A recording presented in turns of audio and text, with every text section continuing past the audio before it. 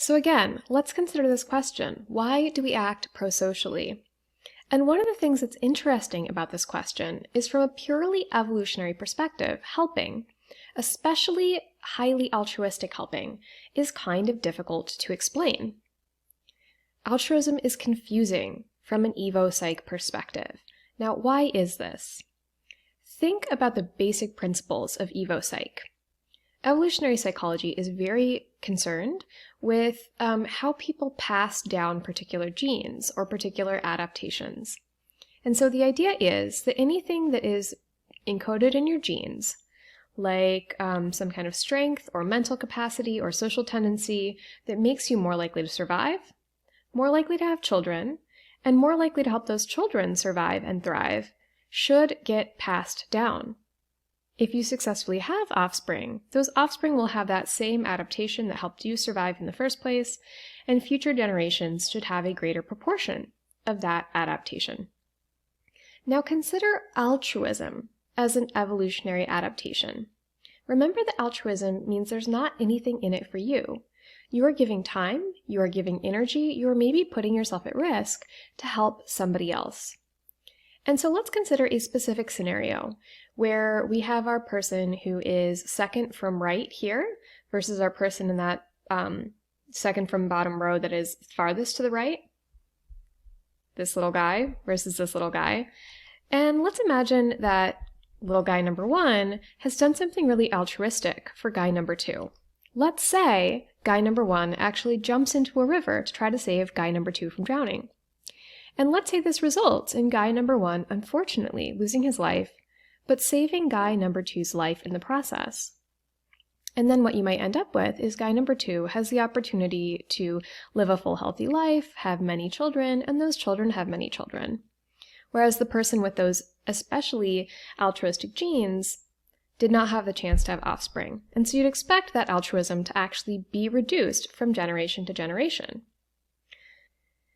And this is a problem that was actually noted by none other than Charles Darwin, who said that the existence of altruism is a special difficulty which at first appeared fatal to my whole theory. So Darwin considers this to be a really tricky problem.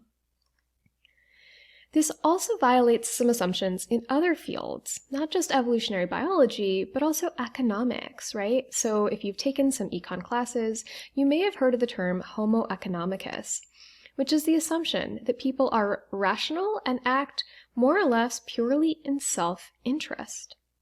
People should not do something that does not benefit them, help them out, or make them feel good. So there have been a couple reasons developed within evolutionary theory that can successfully explain prosocial behavior. Reason number one, we help because it helps pass on our genes indirectly. I'll explain what that means in a second. And this is something called kin selection. So this is the idea that even if an action seems like it harms our quote-unquote reproductive fitness by making us personally less able to survive, thrive, and have children, it may actually boost our total passage of genes down to future generations by helping those relatives who actually share those same genes. And this follows an idea called Hamilton's rule. So Hamilton is trying to understand the exact circumstances under which we should be willing to potentially risk our lives or our welfare for our relatives. He sums this up in an equation. It's R times B needs to be greater than C. Now, that's not going to mean anything to you, but in plain English, this means that the benefit to the recipient, that's the R term, weighted by the percentage of the genes that you share, that's the B term, needs to be higher than the cost to you. So, if you take, for instance, your sister or your brother with whom you share 50% of your genes, you would be willing to do something that has double the benefit to them than the cost to you, or twice the chance of saving their life than the risk it poses to your life. If you're talking about, for instance, a cousin or a nephew or a niece who only share your 25% of your genes, you should only do things that benefit them 4 times as much as they cost you, or threaten your risk of survival 1/4 as much as they increase the risk of those folks' survival. All right, so let's now turn to reason number 2 from an evolutionary perspective why we might help other people. And this is the idea that we help because what goes around comes around. So to set the scene, I'd like you to imagine that you are a member of a hunter-gatherer group. You've gone out for a hunt and you've actually been really successful.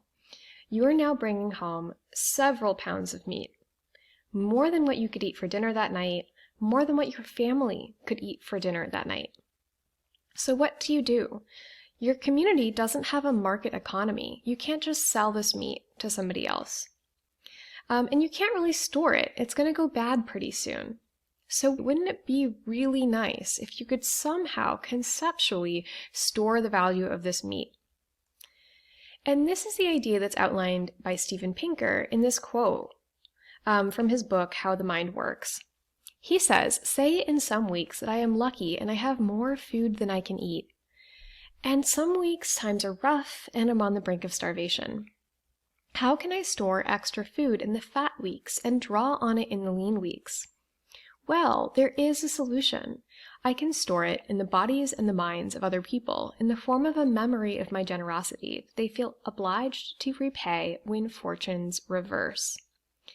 And Pinker is, of course, referring to the norm of reciprocity, which seems to be a cross-cultural universal. It seems that we have a sort of instinctual model that when somebody else does something that's favorable for us, we should try to do something nice for them as well. And so when you think about this context of life or death situations, this could be really good for both people involved, as long as the favors I'm doing you benefit you at least a little bit more than they're costing me. And the favors you do me are benefiting me at least a little bit more than they're costing you.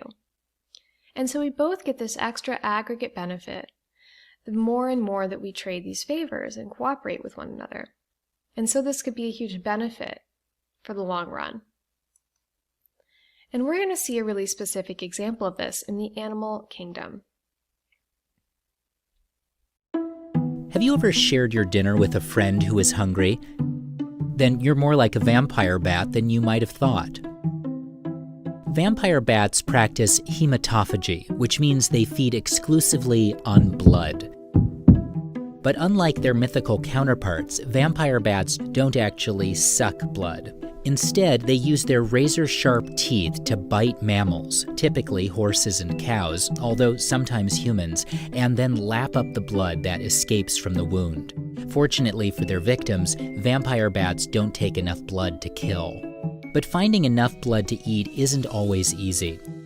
Vampire bats hunt on most nights, but if they're unsuccessful for more than 2 nights in a row, they will starve to death. Fortunately, vampire bats, just like people, are often willing to help their friends. In fact, to prevent a fellow bat from starving, female vampire bats will sometimes regurgitate a portion of their most recent blood meal into the mouths of nearby female vampire bats. But proximity alone doesn't guarantee this behavior. Vampire bats use a practice called reciprocal altruism. They learn to recognize bats who've shared with them in the past, and they only share with them. This includes familial relatives and current or former roostmates. Basically, they're friends. So far in the wild, scientists haven't found any evidence that male vampire bats participate in this food-sharing process. And while the reason for the divide between sexes isn't completely understood, what is clear is that female vampire bats, like humans, get by with a little help from their friends.